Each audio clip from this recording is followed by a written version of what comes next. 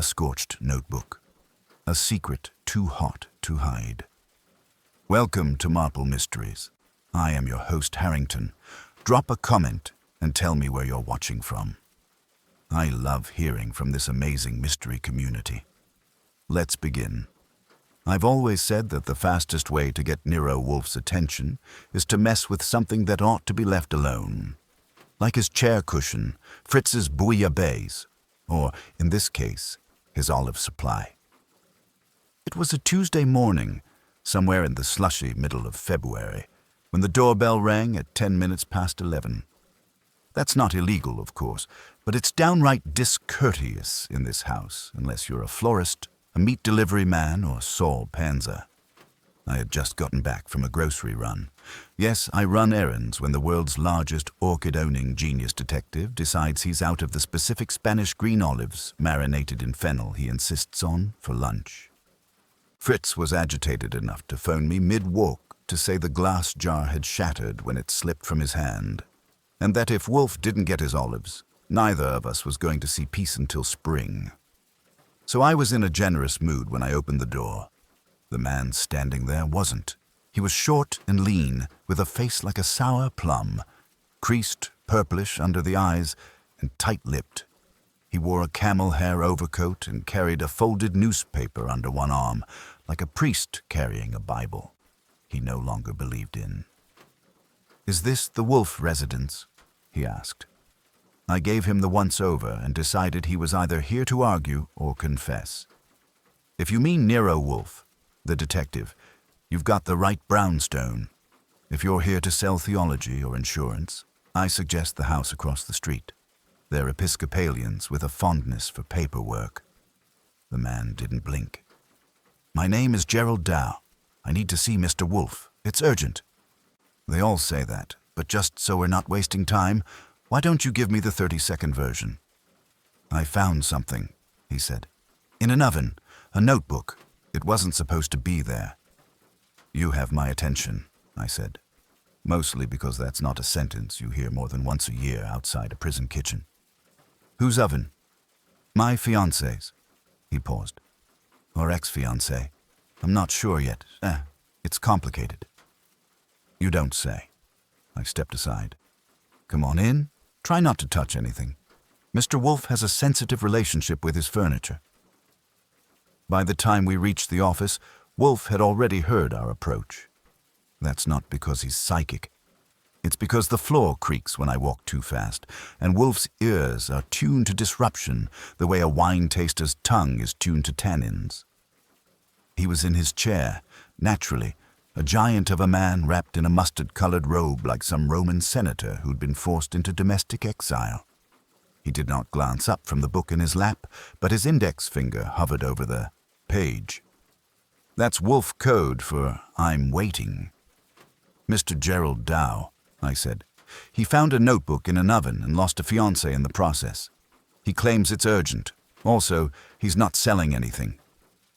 "Sit," Wolfe said without looking. Dow perched on the edge of the red leather chair, like he was afraid it might reject him. Wolfe closed the book, laid it on the stand beside him, and finally leveled his gaze. "You've interrupted my morning. That is not easily forgiven. But Mr. Goodwin's tone suggests novelty. I indulge novelty." Briefly. "I found a notebook," Dow said again. "It was in the broiler drawer under the oven at my fiancé's apartment. Her name is Vivian Lauer. She's a food stylist, photographs, casseroles, and soufflés for magazines. I was staying over, making brunch. There was a smell. Something was burning." "What kind of notebook?" Wolfe asked. "Black leather, spiral-bound. Smelled like cinnamon and glue. The pages were heat-warped, but legible." "Legible and—" Dow hesitated. "It was a list. Names, dates, codes, I think. Some of the names I recognized. One of them was Vivian's." Wolfe's eyes narrowed by a millimeter. "And the others?" "A former boss of hers, a woman who died last year. My name was on it too, with a date next to it, March 2nd. I whistled. "And what happens on March 2nd?" "I don't know. But now Vivian won't return my calls. I went back that night. The apartment was empty. No sign of the notebook either. It's gone. And she's gone. Wolfe sighed. I detest matrimonial melodrama. This isn't that, Dow said quickly. Look, I'm a systems analyst. I know what a list of targets looks like. This was organized. It had tabs, and someone baked it. That's not just concealment. That's ritual. For a moment, Wolfe didn't respond. Then, slowly, he reached for the gold bell on his desk and gave it a single, cold ring. "Fritz," he called. "Bring the man coffee." Then to Dow. "You may continue." Fritz arrived with the coffee on a silver tray like we were entertaining royalty instead of a twitchy guy with oven trauma. He placed the cup and saucer gently in front of Dow, who barely noticed. Fritz glanced at Wolfe, got the nod, and exited without a word. That's Fritz. Dignified under fire, and indifferent to cryptic guests unless they spill something on the carpet.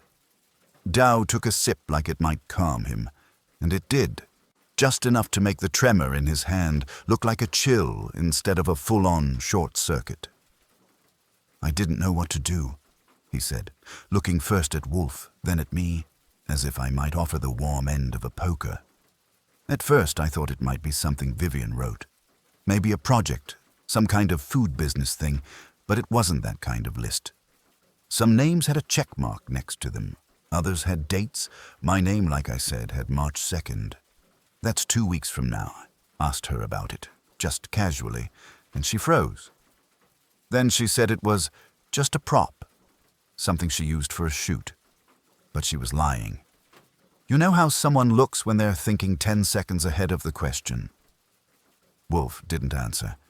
He closed his eyes, which is how he listens when he's filing away details. If he starts humming, that means he's intrigued. We hadn't reached that yet. "So I went back," Dow said, later that night. She didn't answer. The lights were out. I had a spare key. Don't ask.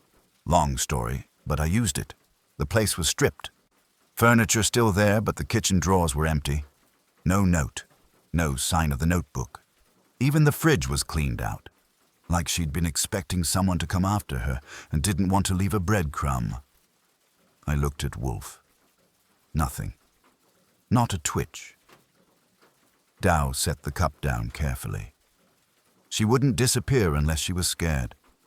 And if she's scared, I should be scared. I want to know what's on that list and why I'm on it. "Perhaps," Wolfe said dryly, "you are overreacting to a found object. People misplace items in the strangest places. A notebook in a broiler, while eccentric, is not evidence of a plot. As for your name, there are hundreds of Gerald Dows. Why assume it's you?" It had my email address next to it. Wolfe opened his eyes. He said. Then he looked at me. "Archie?" "Yes, sir." "You will visit Miss Lauer's apartment. You will not use Mr. Dow's key. You will knock, and if necessary, make polite inquiry with the building's manager or any loitering neighbors. Record all names. If Miss Lauer is gone, someone will have noticed." "Got it." "If the apartment is occupied and Miss Lauer is present, you will make an introduction and invite her to this house. If she declines, note her demeanor and inquire, without pressure, into her culinary habits." I lifted an eyebrow. "Should I bring her a new oven notebook as a peace offering?" "Number bring her the truth. It is a powerful irritant. I'll leave now." Wolfe turned to Dow. "You will remain here. Do not speak. Do not roam. Fritz will attend you." Dow nodded, already looking pale again. I left the office, grabbed my coat and hat, and stepped out into the sludge-ridden morning. Vivian Lauer lived in a 4-story walk-up in Yorkville, tucked between a dry cleaner and a yoga studio with seasonal incense. Her building looked like it had once been nice, in a world where linoleum was the future and elevator optional was a marketing term.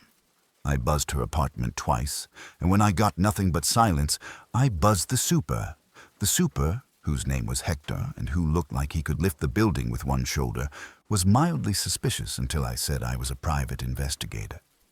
Then he became intensely suspicious. "I ain't letting nobody in," he said from behind the chain. "Not without a warrant or a pizza." "I'm not asking you to let me in," I said. "Just wondering if Miss Lauer still lives here." She did. Moved out 2 days ago, middle of the night. Had a guy help her carry stuff down, skinny guy, bad teeth, smelled like cough syrup. Didn't say where she was going, didn't leave a forwarding address. Said she had a job out west. Did she leave anything behind?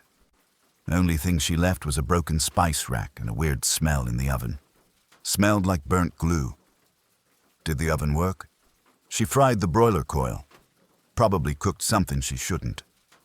I gave him my card and a grin. "If she calls you or comes back, call me first. There's a dinner in it for you." He grunted, which I took as a yes. I walked away, but halfway down the block I saw something that didn't sit right. A guy in a tan windbreaker leaning against a mailbox, reading a magazine with upside-down pages.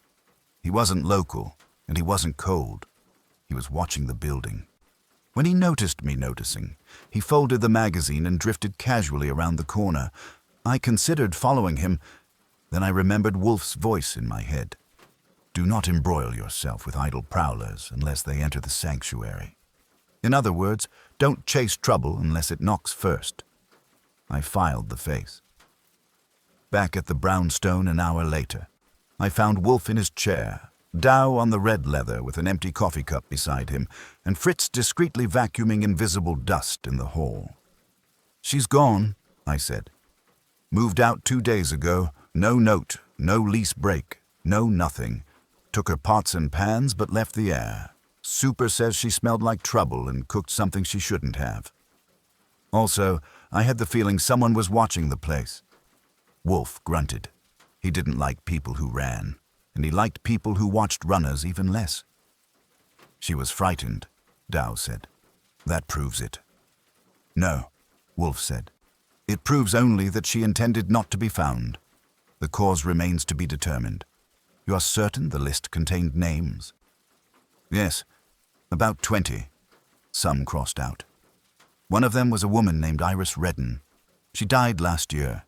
She was Vivian's boss at a magazine. One of those seasonal food journals. Cranberries in November, picnic tricks in June." "Redden," Wolfe said slowly. "I recall the name. She fell from a train platform. No foul play established. But she was said to be erratic before her death." "She was on the list," Dow repeated. "Checked off." "And your date, March 2nd. You recall anything of significance?" Dow hesitated. "Not really. I have a presentation at work that day, but that's it." "Bah," Wolfe muttered. "A dull coincidence." He looked at me. "Archie, the magazine. I want the issue list for the past 12 months. Check which were edited by Iris Redden. Also find out who replaced her. If the woman has vanished, someone has filled the vacuum. And Vivian? Locate her delicately. If she fears to be found, then let her believe she is not found. I will speak with Saul. This requires his tact." He shut his eyes again, fingers steepled, and just like that, the gears began to turn. Whatever was in that notebook, it had marked people. One of them was dead.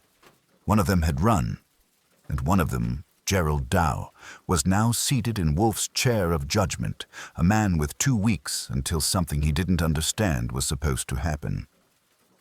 Wolfe didn't believe in fate, but he had an exquisite palate for patterns, and someone had left a trail that smelled like burnt glue and unfinished business.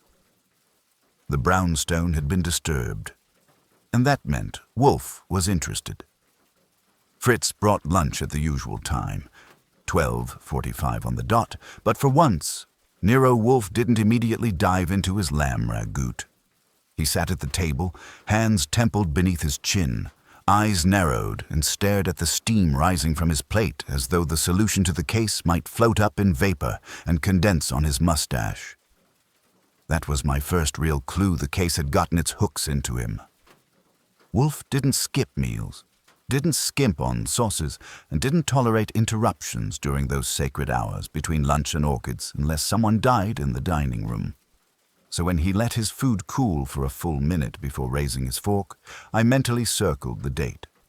After lunch, he disappeared into the plant rooms with Theodore for exactly 2 hours, as scheduled. I spent the time digging into Iris Redden. The woman had been editor-in-chief at Savory Quarterly, one of those glossy, upscale magazines that made pot roast look like high fashion. She died the previous November, fell off the platform at West 4th Street Station during the lunch rush. The papers called it tragic. The coroner called it accidental. One anonymous staffer quoted in a blog post said she'd been off in the weeks before her death. Nobody followed up. Her replacement at the magazine was a man named Hugo Barron. Mid-30s, corporate pedigree, one published book on the aesthetics of plating. I called the main number, and when I asked for him, a receptionist with the voice of a caffeine addict told me he was out sick indefinitely, which in publishing speak either meant flu or scandal. I hung up and phoned Saul Panzer. Saul's the kind of guy who can find a missing ostrich in Times Square in under 6 hours, with feathers. I gave him Vivian Lauer's name, her last known address, her likely list of kitchen spices, and told him to start subtle. No pressure, just an eye on shadows. By the time Wolfe emerged at 4 o'clock, his face was unreadable, which meant he'd been doing mental arithmetic instead of botanical meditation. He nodded to me. Well, Iris Redden's dead. Fell on the tracks 4 months ago. Her successor is on medical leave after 3 months on the job. That magazine's either cursed or toxic. Or both, Wolfe said. And Miss Lauer? Nothing yet. Saul's on it. Good. He returned to his chair, opened a bottle of beer from the side table. He'd insisted I start chilling his evening stash by 4 sharp, now that the weather was warming, and took a thoughtful sip. Then he did something unusual. He said, "Call Hugo Barron." I blinked. I just tried. He's out. Wolfe gave me a look I hadn't seen in weeks. Not irritation, anticipation. The kind of look he gave just before dismantling someone's story like a picnic table. Call again. Ask to speak to whoever is handling his responsibilities. I obliged. The receptionist who answered this time sounded younger and less caffeinated. Savory Quarterly. This is Lana. Yes, Lana. I'm following up regarding Mr. Hugo Barron. May I ask who is filling in for him? That'd be Mira Danton. She's deputy editor now. Wonderful. Please connect me. A pause, a beep, and then a woman's voice. This is Mira. Ms. Danton. My name is Archie Goodwin. I'm with Nero Wolfe. We're making inquiries regarding a former associate of yours, Miss Vivian Lauer. You worked with her during the Iris Redden era, correct? A beat. Then, yes. Vivian was part of the prop and food styling team. Is something wrong? That's a bit up in the air. She's currently missing. Another pause. Missing as in vanished. No warning, no forwarding address. But what we really want to know is whether you've ever seen or heard of a black spiral notebook, leather cover, maybe something she brought to set, with names in it. Silence. Then she said, very quietly, I told her to destroy that. I sat up straighter. So it was hers? Yes. She started carrying it after Iris died. Said it was part of a personal project, but she wouldn't say more. When I asked her about it, she got weird. Protective, like she was afraid someone might take it. Did you see what was in it? Only once. She left it open during a shoot. It had names, yes. Some people from the office. I remember seeing Hugo's name. Iris's was crossed out. And your name? No, she said quickly. No, not mine. Which naturally meant hers was in it too. People never deny the truth that fast unless it's hovering directly over their shoulder. Did you confront her? I told her to get rid of it, Mira said, her voice shaking now. Told her it was creepy. Then 2 weeks later she quit. Just walked out, said she was going freelance. That was the last I saw her. Have you heard from her since? No. I let the silence linger to see if she'd fill it. She did. Do you think it had something to do with Iris? We're starting to think so. Another long beat. Then she whispered, Then you might want to talk to Hugo. I thought he was sick. That's what they said. But he didn't tell anyone where he went. One day he was here, the next day, poof. No explanation, and he wasn't sick. He was nervous. About? That notebook, she said. Vivian showed it to him. He turned pale and left early. The next morning he sent in his resignation by email and disappeared. I thanked her, hung up and relayed all this to Wolfe. He let out a low, satisfied grunt and leaned back. You see the shape of it. Sketchy at best, I replied. We've got 3 people who've seen the notebook. 2 disappeared. 1 still in hiding. Not hiding, Wolfe corrected. Baron is observing or waiting. Waiting for what? Possibly March 2nd. That shut me up. Wolfe swiveled slightly and stared at the bookshelf across from him, though his eyes weren't seeing first editions. Archie, you will locate Mr. Baron. Begin with his publisher. Failing that, Saul may assist. This notebook wasn't just a diary, I said, finishing for him. It was a ledger. Precisely. And its entries are not merely names. They are acts, each one catalogued, possibly blackmail, possibly worse. If Vivian wrote it, then she's either a chronicler, Wolfe murmured, or an instigator. Either way, someone wanted it silenced, and one of those names may have obliged. I exhaled. The case wasn't murder, yet, but it was close. And with every detail, it felt more like we were tracing the shadow of something heavy before it landed. Wolfe rang for Fritz and asked him to bring in Gerald Dow. Dow entered with a cautious step and an expression like someone who'd just heard a new creak in a haunted house. Mr. Dow, Wolfe said, I must ask you to remain here tonight, in the house, under observation. Dow blinked. Why? Because you are on that list, because March 2nd is approaching, and because I do not yet know whether you are the bait or the intended quarry. What? What does that mean? It means someone may act before then, Wolfe said evenly, to prevent your name from being crossed off, or to ensure it is. Dow sat slowly, eyes wide, hands trembling just a bit as he folded them in his lap. I looked at Wolfe. He wasn't gloating, but he had that quiet stillness he always got when the game began to open its hand.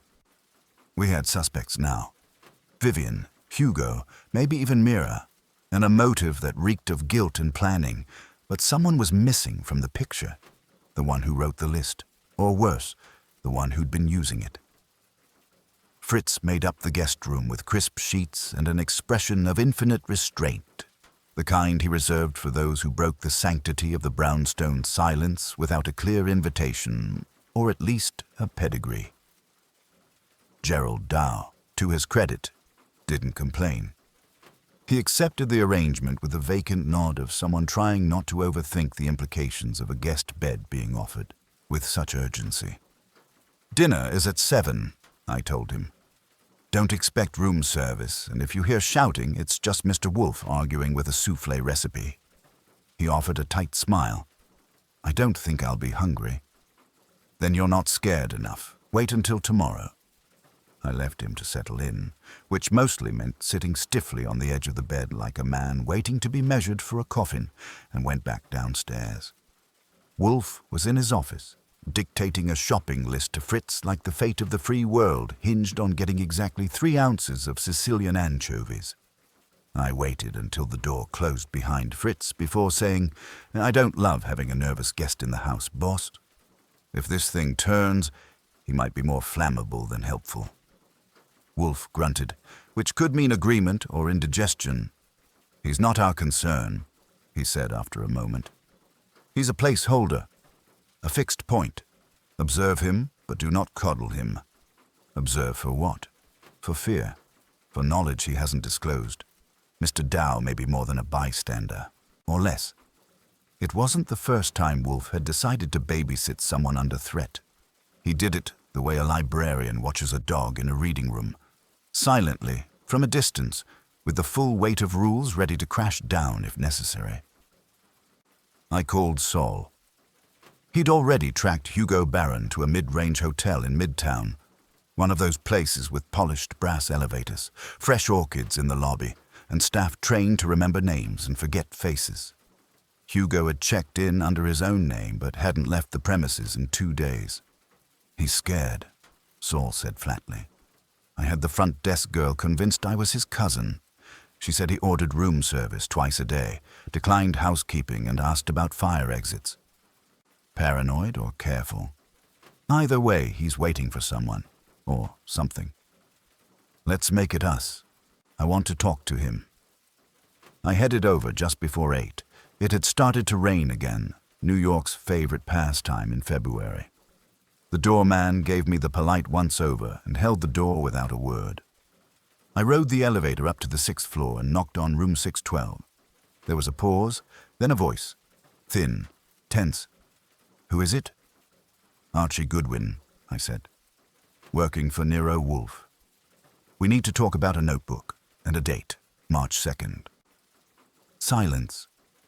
Then, slowly, the door cracked open. Hugo Barron looked like a man halfway through a nervous breakdown with a second one warming up in the bullpen. He was tall, pale, and sharply dressed in the way that screamed money but whispered neurosis. The kind of guy who'd own 4 suits and 1 therapist. He didn't open the door wide, just enough to show 1 shoulder and 1 eye. How did you find me? We have a guy, knows things, walks through shadows, charges by the hour. I'm not going anywhere. Fine. We'll talk here. I waited. Eventually, he opened the door enough for me to step inside. The room was neat but lived in, tray on the table, half-finished tea, window slightly cracked despite the weather. You've seen the notebook, I said. He nodded, eyes darting to the window as if someone might be watching from 6 stories up. Vivian showed it to me.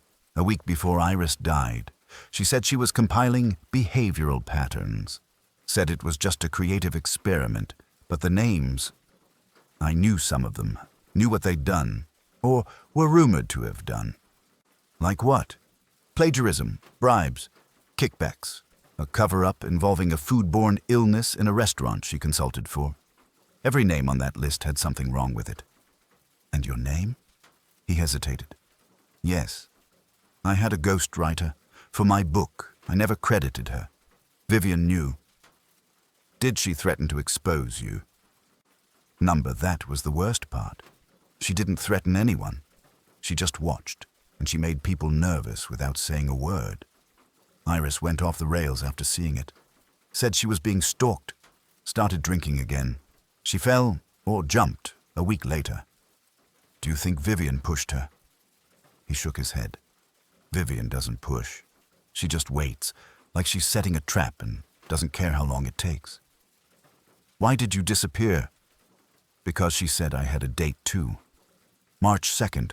I didn't know what it meant, still don't, but after Iris, I didn't want to wait and find out. You think she's doing this on purpose? A list of scheduled paybacks? I don't know, but I think she believes it, and when someone believes something that completely, they make it real, intentionally or not. I left him with a reminder to stay reachable and headed back to the brownstone, where Dow was reading a 1943 issue of Gourmet in the front room like it might have the answers to his future. I checked in with Wolfe. She's not acting randomly, I said. She's chronicling, collecting dirt, like a moral accountant. Yes, Wolfe murmured. But for whom? For herself. Possibly. But I suspect she's a surrogate. A herald of what? Judgment.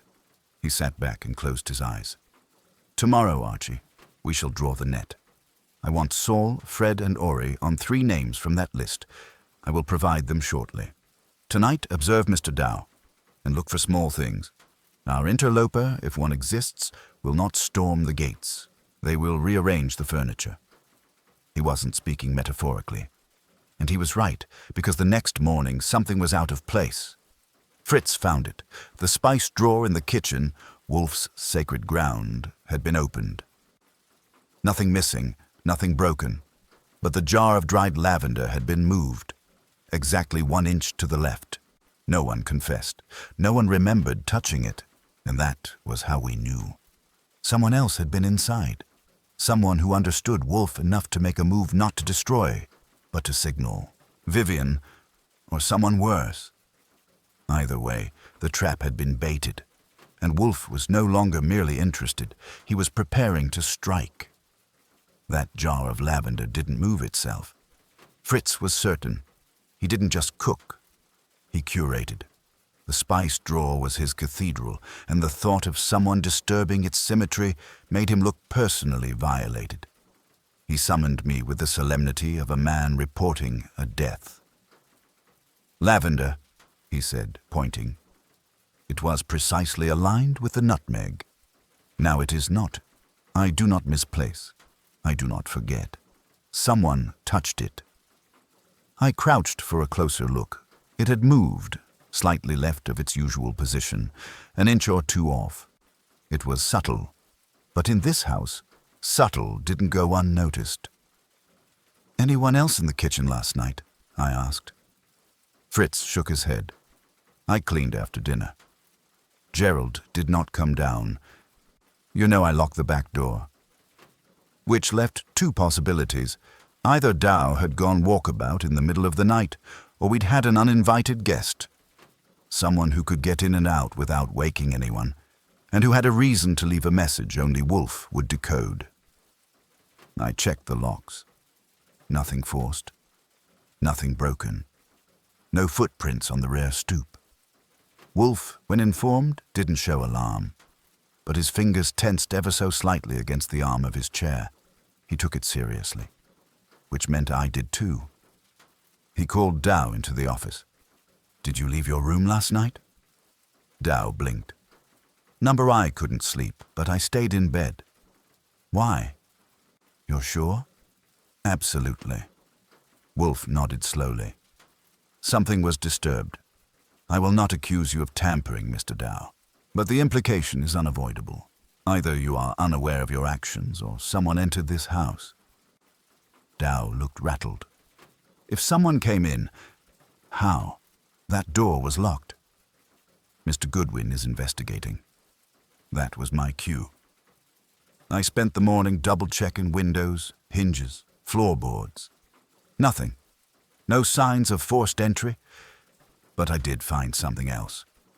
In the hallway just outside Dow's room, on the floor near the baseboard, was a scrap of paper, torn from a larger sheet.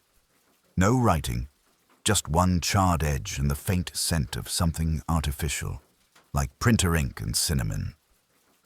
I bagged it and brought it to Wolfe, who inspected it without touching. "She was here," he said simply. "Vivian." "Yes. The scent matches Dow's description of the notebook, and cinnamon is not a scent one forgets." "Why move the lavender?" "A signal, or a message. I do not yet know which." We were being watched, or measured, and Wolfe hated being measured. At 11:30, Saul called in. He had tracked Vivian to a small house in Yonkers, rented under her maiden name, Lauer. It was quiet, paid in cash, and barely furnished. She hadn't been seen in days, but neighbors reported lights on at odd hours. Curtains drawn, a visitor once, a man in a gray coat who stayed less than 5 minutes and left without speaking to anyone. "She's not hiding," Saul said. "She's preparing." I gave Wolfe the update. He nodded once, eyes half-lidded in thought. "Have Saul stay nearby. Tell him to wait. I will need him shortly." Then he dictated a list, 3 names from the notebook, aside from Iris, Vivian, Hugo, and Dowie. People with ambiguous reputations in the food world. Lyle Ennis, restaurant inspector with a record of overlooked violations. Colette Rourke, food critic known for burying reviews, post-sponsorship. Dr. Ellis Greff, nutritional consultant discredited after a quiet settlement. He handed the names to me. You will divide them between Fred and Ori. Quiet observation. No contact unless unavoidable. I want to know if they believe they're being watched. And if they're not, then someone else is doing the watching. That afternoon, the brownstone settled into a nervous rhythm. Dowie paced the upstairs hall. Wolfe remained in the office without reading, a sure sign of heavy thought, and I stayed alert. Around 5, the doorbell rang. I went to answer, expecting a delivery or a neighbor. Instead, I found her. Vivian Lauer stood there in a raincoat, no umbrella, damp hair curling at the edges. She looked tired, but not broken. Eyes sharp, guarded. In one hand, she held a brown paper bag. "Archie," she said, "I was told you'd be watching." "Miss Lauer," I replied. "That's a hell of a way to make an entrance." "I need to speak to Mr. Wolfe." "I'm sure you do." I stepped aside. "He's waiting." She entered without hesitation. I led her to the office. Wolfe looked up as we entered, but didn't rise. "Miss Lauer." "Mr. Wolfe." She held up the paper bag. I returned what was borrowed. He gestured to the table. "Place it there." She did. I opened the bag. Inside, protected by wax paper and a manila folder, was the notebook. Scorched at the edges. Lavender pressed between the pages like a message. Wolfe didn't touch it. He studied her instead. "You entered this house," he said, "last night. Why?" "To return it and to warn you." "Warn me?" She nodded. "There are people on that list who would rather the book didn't exist. People who think it's a threat. It was never meant to be." "Then what was it meant to be?" Her voice was quiet. "A ledger. Of silence, of secrets I was asked to keep." "By whom?" She hesitated. "Iris." I stiffened. Wolfe blinked once. "Iris wrote the original entries," she said. "She started the notebook after an article she wanted to run got buried by the publisher. About fraud at a test kitchen. She said if she couldn't publish it, she'd record it. She started collecting names. One day she handed it to me. Said I should hold it, that I'd know when it was time to act." "And March 2nd? Wolfe asked. "A date she circled before she died. She said it would be the tipping point." "I don't know why." Wolfe nodded slowly. "And the others on the list?" "They were all people she believed had compromised the truth. Quiet deals, cover-ups, lies in the name of profit." "And what do you believe?" Wolfe asked. Vivian met his gaze. "That the truth matters, and that some people only respond to fear." "Indeed." Wolfe turned to me. "Archie, call Hugo Barron. Tell him to come here, tonight, no delay, and tell him Miss Lauer will be present." Vivian didn't flinch. She sat down calmly. "He won't come." Wolfe's lips twitched. "Then he is more foolish than frightened." I made the call. Hugo, to my surprise, agreed. "He said," I reported, "he'd rather face you than wait for something worse." And so we waited. For the circle to close. For the trap to spring. For a list written in silence to be spoken aloud. Hugo Barron arrived just past 7. He was damp, flushed, and visibly trying not to shake. He wore the same tailored coat I'd seen him in at the hotel, but this time he wasn't hiding behind it.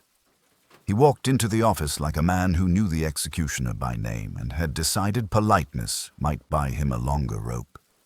Vivian was already seated on the couch, spine straight, hands folded in her lap. When she saw him, she didn't rise. She didn't even speak, just watched, eyes cool and unreadable. Wolfe gestured toward the red leather chair across from her. "Mr. Barron, sit." Hugo obeyed without hesitation. That chair, which had unnerved tougher men, might as well have had a spring under it for how fast he dropped into it. Wolfe steepled his fingers. You received Archie's invitation. I assume you understand the purpose. I think so, Hugo said, voice low. You want to talk about the notebook? And the list within it? Yes. Wolfe turned his gaze toward Vivian. Miss Lauer claims the list began with Iris Redden, that she compiled the names herself. Hugo glanced sideways. That's true. She started it. She believed the food industry was rotting from the inside, that if she couldn't publish the truth, she'd record it in private. I thought it was eccentric at first, a kind of diary. But it wasn't, Wolfe said. Was it? No, Vivian answered before Hugo could. It was a map. Every name connected to a choice, a compromise. Iris believed people deserved to be confronted with their own actions, but she didn't want a courtroom. She wanted a reckoning. And you continued her work, Wolfe said. Vivian nodded. After her death, I couldn't ignore it. At first, I thought I'd burn it. Then I saw Hugo's name. Then Gerald's. I realized Iris had known more than she ever said aloud. Hugo's brow furrowed. What does Dow have to do with this? You remember Iris's last piece? Vivian asked. The one that never ran? Yes, it was about undercooked poultry in some catered fundraiser. It wasn't just about bacteria, she said. It was about a falsified inspection. Gerald Dow was the systems analyst who signed off on the automation software that let it slip through. His name's on the digital log that was altered. That's absurd, Hugo said, shaking his head. Gerald was never part of the editorial world. No, Wolfe said calmly, but the web of culpability does not begin in the newsroom. It begins in silence. Hugo looked down. And March 2nd, I asked. Vivian met my eye. That was the date Iris gave herself, the day she planned to go public. With everything, she called it her boiling point. She thought if she waited until then, the impact would be greater. She didn't make it. I kept the date. I didn't know what I'd do with it, but I wasn't going to let it pass unmarked. She fell, Hugo said softly. Or jumped. I'm not so sure, Vivian said. Wolfe stirred. You believe she was pushed? Vivian hesitated. Not physically, not directly, but someone frightened her enough to unbalance her. And I don't believe she was suicidal. Not that week. She was planning. She'd made appointments. Whom do you suspect? Wolfe asked.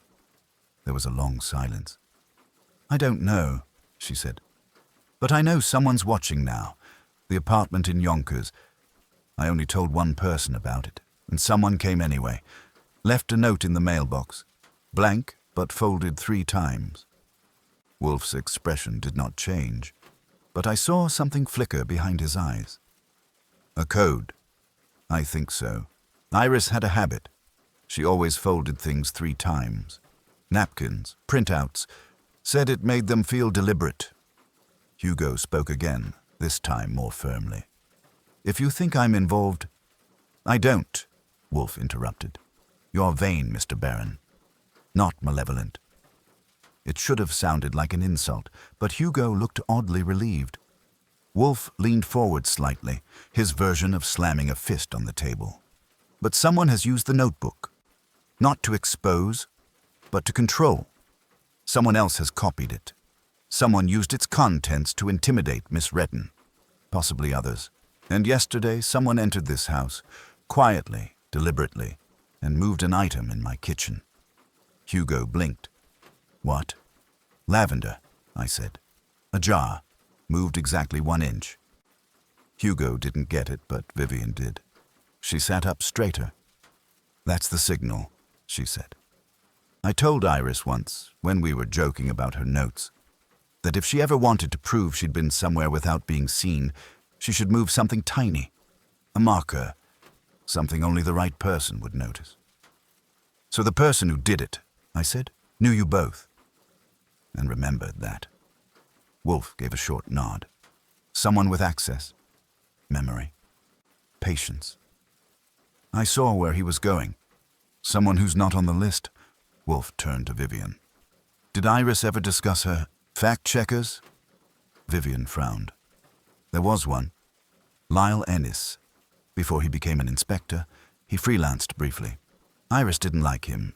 Said he asked too few questions. He's on the list, I said. Wolfe had Fred watching him. The phone rang. I picked it up. Fred. He made a move, Fred said. Left his place 30 minutes ago. Drove to Yonkers. Parked 2 blocks from Lauer's house. Didn't go in. Just sat in the car, then left. I followed. He's now circling near Wolfe's brownstone. I relayed it. Wolfe closed his eyes. He's preparing something, Wolfe murmured. The list is a tool to him, a threat. He knows Vivian handed it over. He doesn't know how much we know, so he's feeling pressure. He'll act soon, I said. He must, Wolfe replied, before March 2nd arrives, before his name becomes more than a note. We were quiet a moment. Then Wolfe rang for Fritz. Prepare the front room. Tomorrow at noon, I will have all remaining names from the list summoned here, as many as will come. A gathering, I asked. The circle must close, Wolfe said, and the spider must enter the web. He turned to Hugo and Vivian. You will both be here. Dow, too. I want them seated in the same room, each thinking they know the other's secrets. I will show them what they have truly seen. Vivian inhaled slowly. And what will you do? Wolfe's eyes were sharp now, clear and cold. I will end this ledger of shadows, he said, and I will know which hand wrote the final entry. The trap was set. All that remained was the bait, and Wolfe, immobile, patient, lethal, was ready to strike. At 10 minutes to noon, the brownstone was unusually loud. The front door opened and closed with a rhythm Wolfe despised, precisely 3 times in 6 minutes. I kept count. The suspects, or as Wolfe liked to call them, the involved parties, were arriving. They came separately, but the tension between them entered as a group. Wolfe, of course, hadn't moved from his chair in the office. He had asked me to prepare the front room with enough seating for 7, placed deliberately. 3 in a triangle near the fireplace, 3 opposite, and 1 alone, an empty chair across from Wolfe's. A visual arrangement, he said, to ensure every face could be read and every silence measured. First to arrive was Colette Rourke, the food critic. Trim, aloof, dressed like she was headed to lunch with a minor celebrity. She greeted me with professional frostiness and surveyed the room like she was already reviewing it. Then came Lyle Ennis.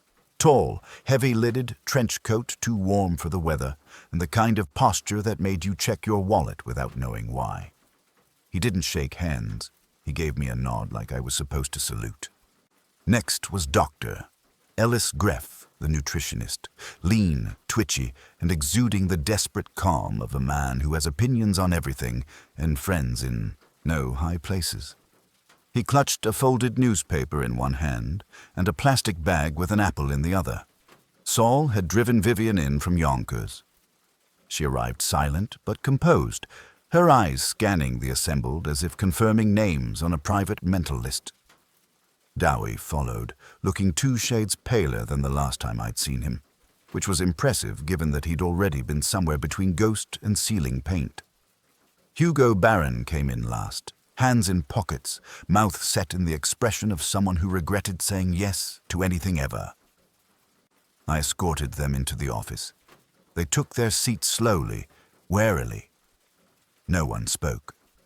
Even Ennis, who looked like he usually led with insults, kept his mouth shut. Wolfe looked up from his desk, where a single copy of the notebook lay closed beside a beer glass on a coaster. He didn't rise. He didn't offer greetings. "Thank you for coming," he said, as though they had a choice. "I presume you all know why you're here." A long pause. Greff cleared his throat. "I was told this had something to do with a list." "It does. Wolfe replied. "A list of names, your names, each connected by a single trait. Complicity, passive or active, public or private. But not all of you are guilty of crimes. Some merely of omissions, others of opportunity. One among you, however, is guilty of something more immediate, more dangerous." Ennis leaned forward. "You trying to accuse someone?" "No," Wolfe said. "I'm demonstrating. Mr. Goodwin." I stood and passed copies of one specific page from the notebook to each person. Names, dates, scrawled in tight handwriting. Some crossed out. One had today's date beside it. Ellis Greff stared at the list. "What is this?" "A transcription," Wolfe said. "Created by Iris Redden, completed by Vivian Lauer, witnessed directly or indirectly by most of you." Miss Redden believed in documentation. She was not subtle. When she died, many assumed her campaign died with her. It did not. Vivian spoke next, softly. I continued it, at first to understand what she saw, then to decide whether silence was survival or surrender. There was a shift in the room. Greff sat straighter. Colette crossed her legs. Ennis didn't blink. Wolfe nodded to me. "Archie." I stepped to the bookshelf where we had placed the lavender jar, identical to the one in our kitchen. I handed it to Wolfe. "This," he said, "was moved by someone who entered this house without permission. Someone who wanted us to know they had been here, but not to know who they were.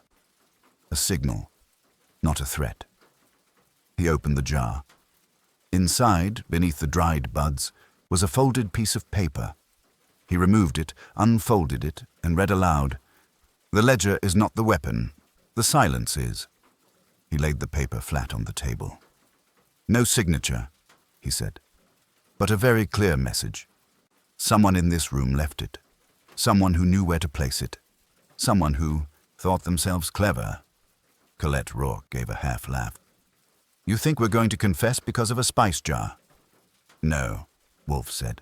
"I think you'll confess because I already know who it was." The room stilled. Then Wolfe turned to Lyle Ennis. "You were never on Iris Redden's original list, were you?" Ennis didn't answer. "You added your name later, briefly, then removed it from the second copy. The real notebook never had you in its first draft. But the copy you used to threaten others did." Vivian's eyes widened. "That's how I knew it was tampered with," Wolfe continued. "Vivian's original was returned to me, with no mention of you. But the folded note in our kitchen did reference you, and your presence in Yonkers yesterday, circling her safe house, confirmed what I already suspected. You were using a duplicate list to extort the others." "No proof," Ennis muttered. Wolfe didn't raise his voice. "You threatened Iris. She broke under pressure and fell, by accident or by despair. After that, you kept the list. Not to expose, but to control. You moved the lavender because you thought it was poetic." Ennis stood. "You don't have evidence." "I have motive, opportunity, and now, intention." Wolfe's voice sharpened. "And should you deny this again, I will release the entire contents of the notebook, unedited, to the press, including your real name, your employment record, and your illegal acquisition of food safety certifications through back-channel agreements in 2022. Shall we proceed?" Ennis looked around. No one defended him. Then, quietly, he sat back down. "Vivian," Wolfe said, "call your contact at the magazine. Tell them the notebook is going public. Then tell the NYPD they'll find digital forgeries in Ennis's old office systems. You will also arrange for a lawyer. Not for yourself, for the record." She nodded. "I can do that." Wolfe looked at the group. "If any of you have used this list, for profit, revenge, or protection, you may wish to consult legal counsel. You will not find me generous a second time." Colette stood without a word and left. Greff followed, still clutching his apple. Hugo lingered. "You could have destroyed it," he said to Vivian. She nodded. I almost did. But you didn't. No, she said, because Iris wanted the truth seen, not just spoken. Hugo left. Vivian turned to Wolfe. Was it always him? Ennis? Wolfe closed the notebook. There were 3 possibilities. He moved first. That was his mistake. Dow looked stunned. So, I'm not on the list? Wolfe sipped his beer. You were, but you were a footnote, not a chapter. I walked Vivian to the door. Outside, the February wind had turned sharp again. You think it's over? She asked. For now, I said, but I wouldn't buy any more notebooks. She smiled. Faint, sad, then disappeared into the street. Back. Inside, Wolfe was already reaching for the bell. Fritz, he called. Dinner. I require something restorative and aromatic. I returned to the office, where the ledger of shadows sat closed. Lavender, Wolfe muttered, should never be used to season fear. That's the mistake he made. Then he leaned back in his chair, and the brownstone, once again, was still. Fritz served a cassoulet for dinner, slow-cooked, fragrant, and enough to restore Wolfe's considerable bulk after a day of intellectual siege. I ate my portion in the kitchen, which suited me fine. I didn't feel like talking, and Fritz didn't feel like listening. The house had been purged, but the echo of confrontation still clung to the walls like lingering steam. After the suspects, now demoted to civilians with legal problems, had cleared out, the brownstone fell into its usual rhythm. Wolfe retreated to his office with a beer and the evening's newspaper. I stayed in the front room, rotating between the notebook, my own notes, and the occasional second glance at the door, half expecting someone to return. No one did. By 10:30, the quiet had settled into something closer to calm. I knocked once and entered Wolfe's office. He was sitting in his chair, the light from the green-shaded lamp casting a golden tint on his face. He looked up without annoyance, which in Wolfe's world was an open invitation to speak. You sure Ennis was the only one playing games with that list? I asked. No, he said, but he was the one who acted on it. The others merely entertained the temptation. And what happens to the list now? It ceases to be useful. He reached into the drawer beside him, pulled out the original notebook, Vivian's copy, and handed it to me. Burn it. That gave me pause. Wolfe wasn't sentimental, but he didn't destroy evidence lightly. He saw knowledge as a resource, usually one to hoard and cultivate like a rare orchid. Burning something meant it had served its purpose, or, more rarely, that it posed a threat that outweighed its insight. You don't want to keep it? I've extracted all value. Any further involvement would be entanglement. I do not entangle. I nodded, tucked the notebook under my arm, and left him with his beer and his silence. I burned it in the fireplace. It curled fast, the leather cover crisping into black flakes, the lavender bookmark catching fire with a soft, clean scent that didn't belong to secrets. The next morning, Dow packed early. He came down with his duffel bag and an expression that fell somewhere between relieved and introspective. Fritz offered him coffee, which he accepted. Wolfe declined to see him off, which Dow seemed to understand. I feel like I should say something, he told me at the door. You already did, I said. You showed up. That counts for a lot. He nodded. I thought the list was about what was going to happen, to me, but it turns out it was about what I'd already done.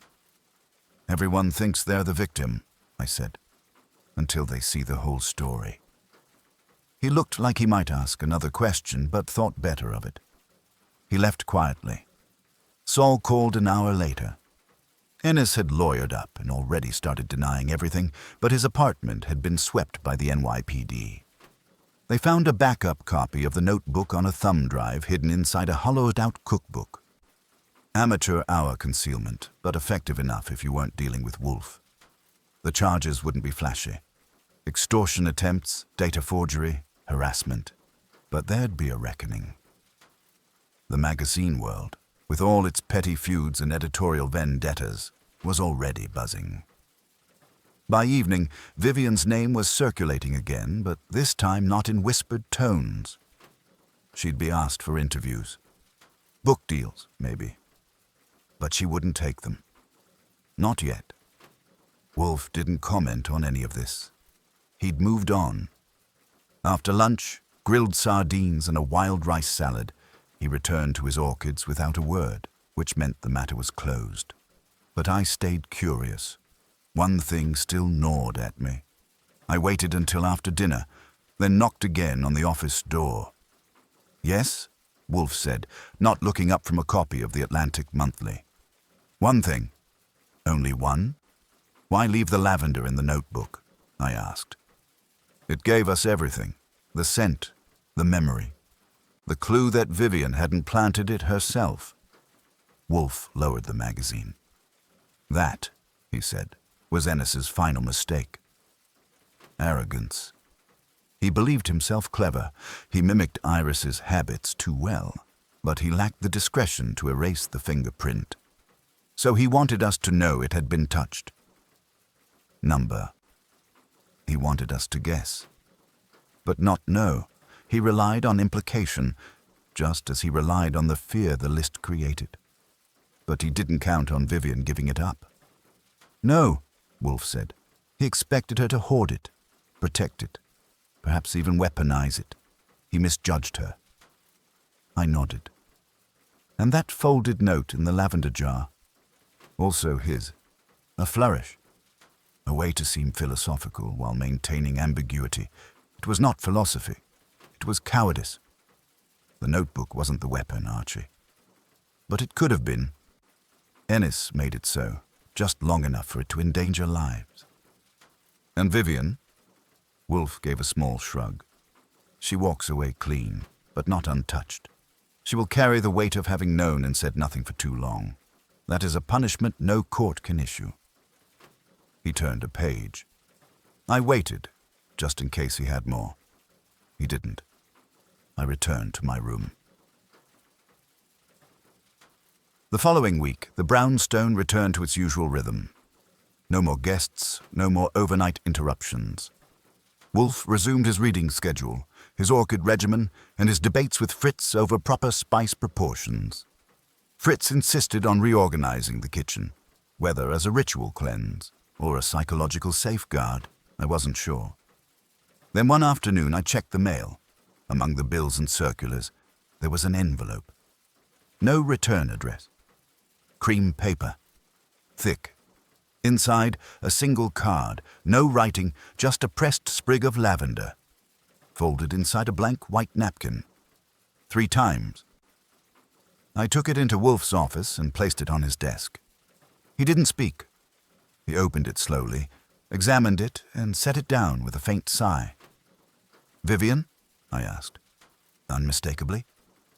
"You worried?" "Number she's sending closure. Or a warning." He raised an eyebrow. "You're becoming dramatic. Too much lavender in the air. It's going to my head." He said nothing for a moment. Then, "Miss Lauer has found her own voice. The ledger is destroyed. Its consequences are not. So what now?"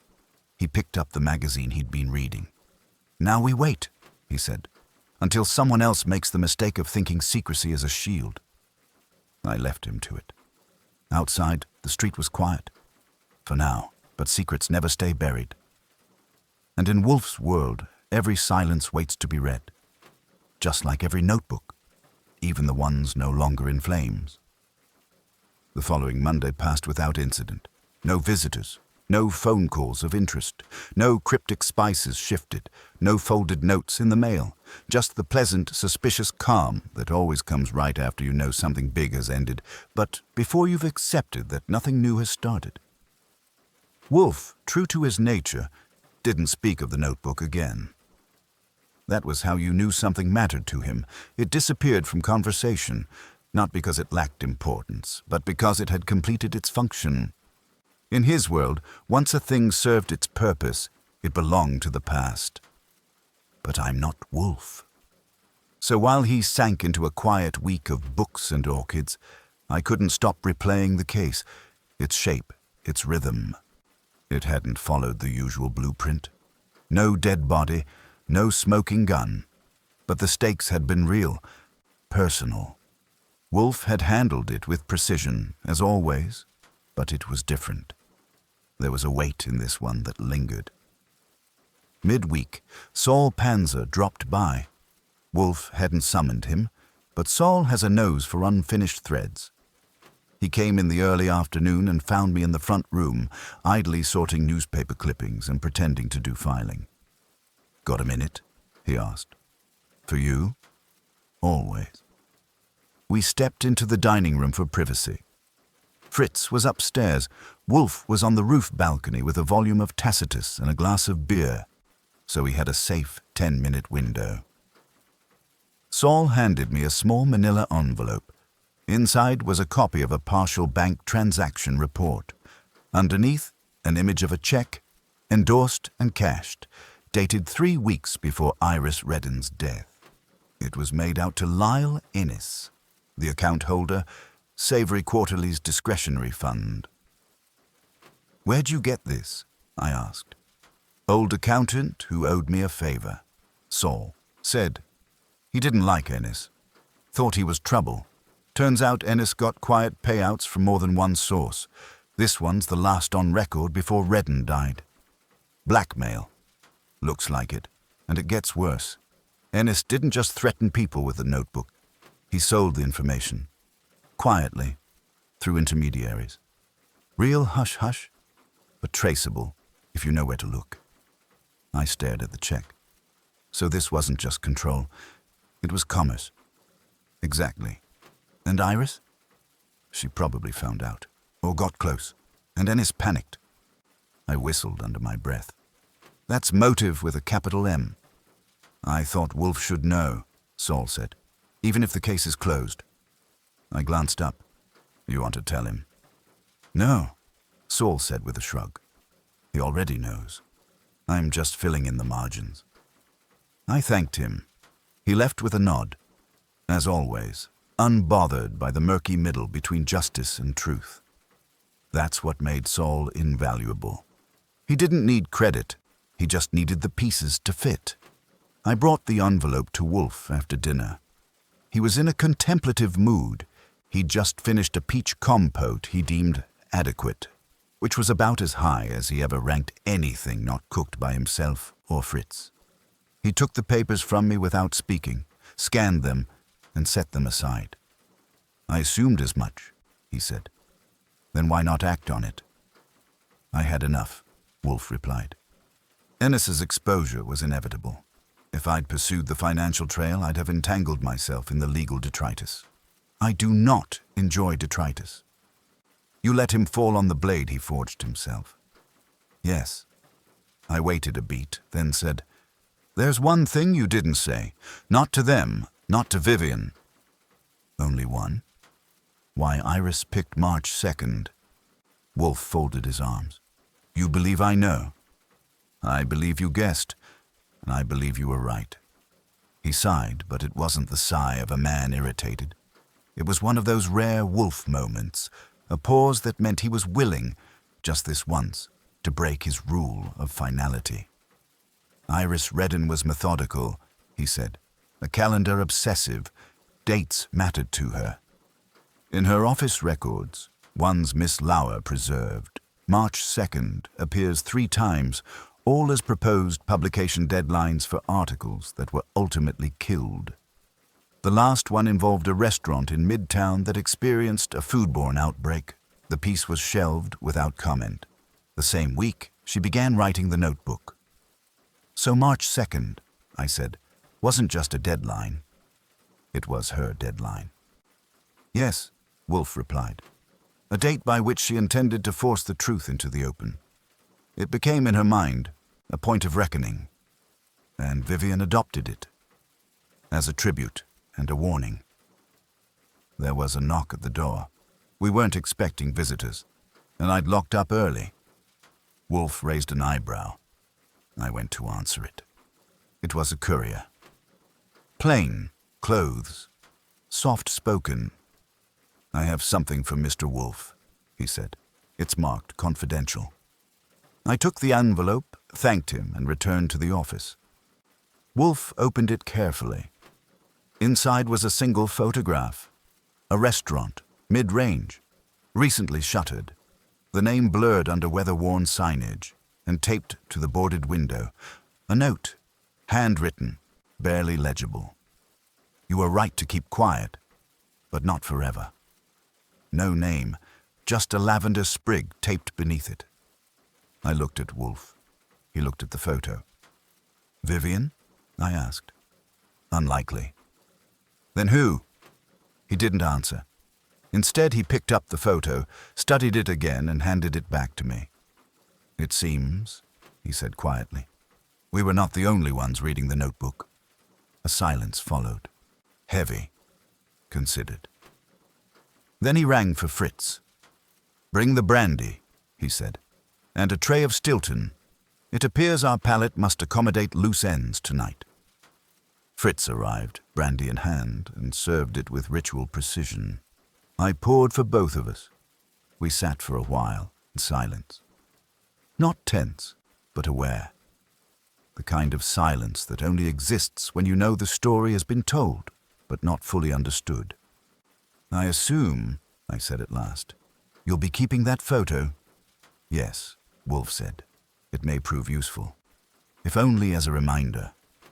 A reminder of what? That information is never truly lost, merely waiting for the right moment to be recalled. I drank to that. Somewhere out there, someone else held a copy of the ledger, or at least its memory. Someone with a conscience, maybe, or a score to settle, or just a fondness for lavender and justice served at room temperature. Whatever came next, Wolfe would be ready. And so would I. The weather turned cold again, as if the city had second thoughts about spring. A steady wind dragged leaves up the sidewalk in front of the brownstone, rustling like dry paper. Inside, the radiators hissed softly, and the brownstone resumed its familiar equilibrium. Books neatly shelved, dinner precisely timed. Wolfe imperious as ever. But beneath that domestic calm, something had shifted. A tremor in the walls, barely perceptible unless you lived here, unless you knew how Wolfe moved through a day and what it meant when he deviated by even a single step. He hadn't asked for a new case, hadn't opened the morning mail with interest. He hadn't even dictated a letter to his bookbinder, which he usually did every other Thursday as predictably as Fritz served trout. Instead, he stared a little too long at the fire during his brandy hour. When I made a quip about the world going soft on sin, he didn't bother correcting me. That's when I knew. The photo still had its teeth in him, the picture of the boarded-up restaurant, the lavender sprig beneath the note, the handwriting that didn't belong to Vivian. All of it was still circling in Wolfe's head. And Wolfe didn't like loose ends. He tolerated ambiguity the way most people tolerate food poisoning, once with difficulty, and never again voluntarily. Friday evening brought a second envelope. No courier this time. Just an ordinary stamp, postmarked from Brooklyn. The envelope was unmarked, save for Wolfe's name typed in an anonymous serif font. Inside, a single clipping. It was an obituary, brief, efficient. A woman named Lenore Spaulding, age 63, retired food safety auditor. Died peacefully at home, survived by a sister and a loving circle of friends. It would have passed without notice, except for one detail. She had once worked for the same health inspection bureau as Lyle Ennis. I handed it to Wolfe without a word. He read it, eyes narrowing slightly. Then he said, "Lenore Spaulding never made the list." Should she have? Possibly. But more interesting is that she's gone now. You think she was tied to Ennis? I think, he said, she was tied to someone else. Someone who knows about the notebook and is erasing the edges. I sat down. You think there's a cleanup crew? No, he said. I think there's a survivor. Someone who isn't finished. We stared at the clipping for another minute. Then Wolfe stood up. Stood up. That alone was enough to make me sit forward. Wolfe's relationship with verticality is famously limited. He rises for two things, orchids and catastrophe. Since this wasn't Tuesday morning in the plant rooms, it had to be the latter. He walked, slowly, deliberately, to the bookshelf. Not the one that holds the case files, but the one with the index. Wolfe's private concordance. Decades of cross-referenced, handwritten notes in thin, numbered binders, press clippings, court records, correspondence, and personal annotations about individuals of interest. He pulled a volume down, flipped to S, and began scanning. Iris, he said after a moment, kept notes. Vivian kept the notebook, but there was always a third party, the one who provided verification, the one who fact-checked the facts. I assumed it was Ennis, but Ennis didn't have the subtlety. Someone else checked the stories. And they're still out there. Yes. And sending us clippings. Possibly as a warning, or an invitation. Some invitation. Wolfe turned back to the desk, lowered himself into his chair with the grace of a returning emperor, and closed his eyes. Someone wants us to remember that the ledger still has pages, even if they're not bound. I let that sit. Outside, the wind picked up, and somewhere in the building, a window rattled. Later that night, I found a note on my bedroom table. I hadn't heard anyone come in. No sign of forced entry. Just the note, folded once. It read, "Check the margins." She never signed alone. No name. No scent. No handwriting I recognized. I brought it to Wolfe in the morning. He didn't flinch. She never signed alone, he repeated. A reference likely to the notebook entries. Vivian told us Iris initialed every page she completed, but perhaps someone else co-signed. You're saying there was a second author? At least a second hand. He stared off, thoughtful. Do you still have the rubbings from the notebook spine? I blinked. You kept rubbings? You kept them, he corrected. Check the desk drawer. I did. Sure enough, inside an envelope marked Index L were graphite rubbings I'd made at Wolfe's direction back when we were verifying the page sequence and checking for tampering. I hadn't thought about them since. Wolfe studied the rubbings. Page edges, impressions. 2 distinct sets of initials. Faint, alternating. IR, Iris reddened, and the other. JL, Wolfe said softly. J, I asked. We never met a J. Nor did Vivian mention one. He leaned back. Archie, we are not being warned. We are being reminded. Someone wants us to trace the final co-author. Someone who knew what Ennis was doing. Someone who may have helped build the list and now regrets it. Or regrets not doing more with it? Yes. The next few days passed without mail. But Wolfe issued instructions. We contacted everyone Vivian had worked with in the final months before Iris's death. We interviewed a sub-editor who remembered a consultant named Julia Larch, a quiet freelancer who came in once a week to cross-reference data on food vendors. Paid under the table, no byline, no tax records. Julia Larch had vanished 3 weeks after Iris's death. And her initials? J.L. Wolfe issued a trace. Saul Panzer, intrigued now, tracked her to a rural address in upstate New York. A mailbox, nothing more. No phone, no forwarding information. But 2 weeks earlier, a woman had been seen at the Yonkers house. Short gray hair, book bag, a lavender scarf. Julia. She's still watching, Wolfe said. Why? He folded his arms. To see if we do more than end what Ennis started. To see if we understand what Iris wanted. Not punishment, not scandal, accountability. That night, Wolfe dictated a letter. Not to the police, not to the press. To Vivian Lauer, It read, Miss Lauer. You did not fail your friend. You merely paused too long.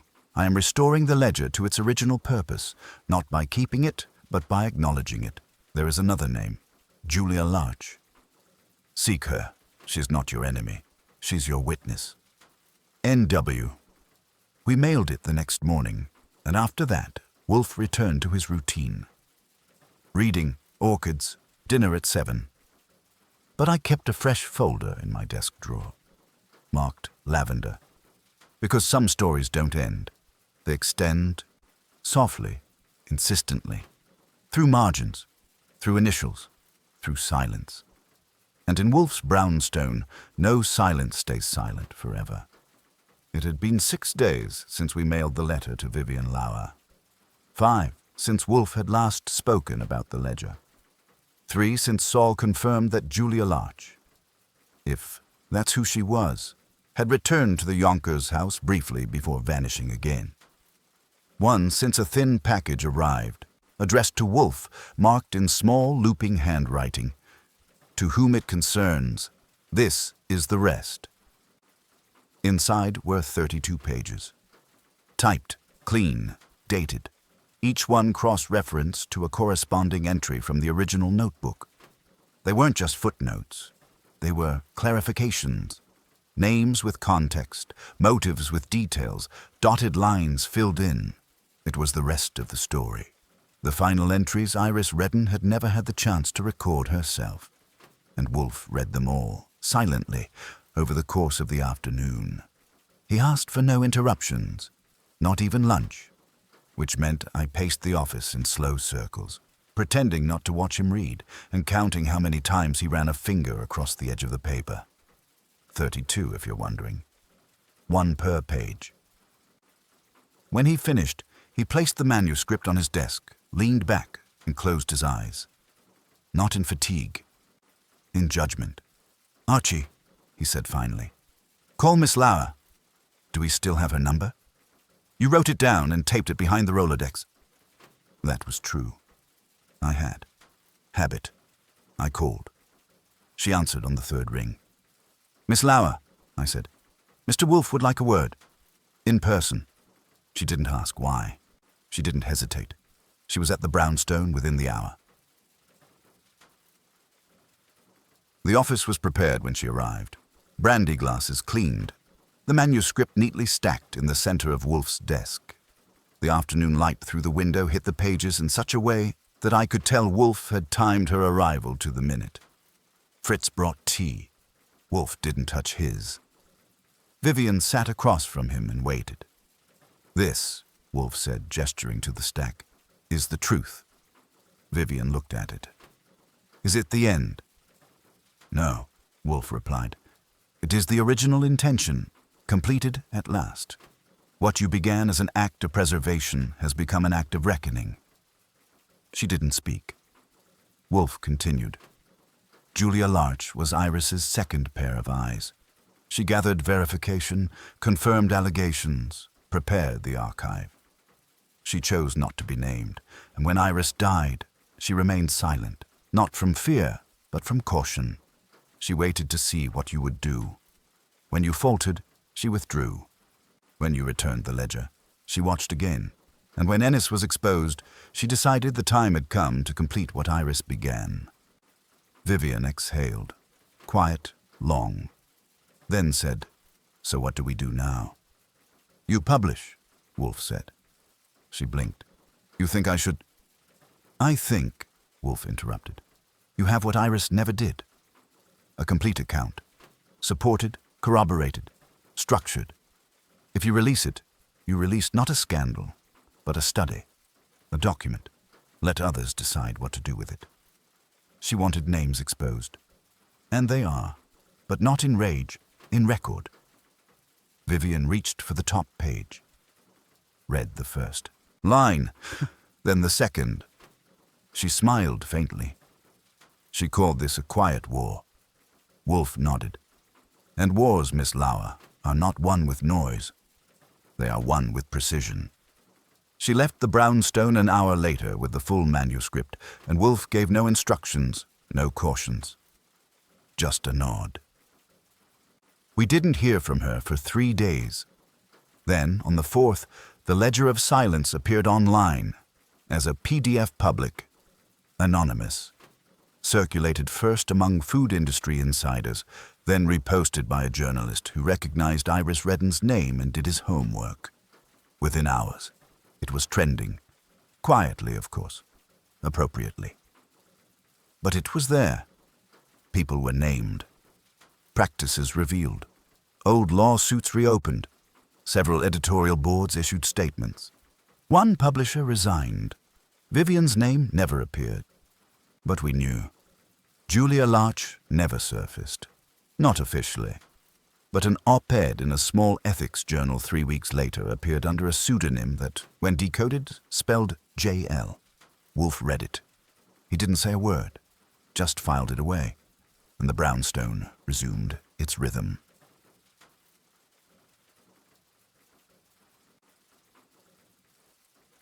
The last evening of that week, Wolfe and I sat in the office with the windows open slightly. Early spring air drifted in. Somewhere beyond, New York hummed along, none the wiser as usual that something had just shifted beneath its polished surface. Wolfe swirled his brandy, then, not looking at me, said, "Iris Redden was not a fool." "No," I agreed. "She just ran out of time." "She ran out of audience," Wolfe said, "until she found the right one." I waited. He added, "We do not solve cases to deliver justice. That is a lawyer's concern. We solve them to clarify obscurity, to place the weight where it belongs." "And in this case?" He looked at me, eyes sharp. "I believe the weight was shared," he said. "Evenly, between the one who wrote, the one who waited, and the one who finally spoke." I nodded. "No heroes?" "No," he said. "Only witnesses. Some louder than others." He finished his brandy, and with that, the notebook in the oven was closed, not burned, not buried, but illuminated. In Wolfe's world, that was the highest form of justice. Quiet, final, seen.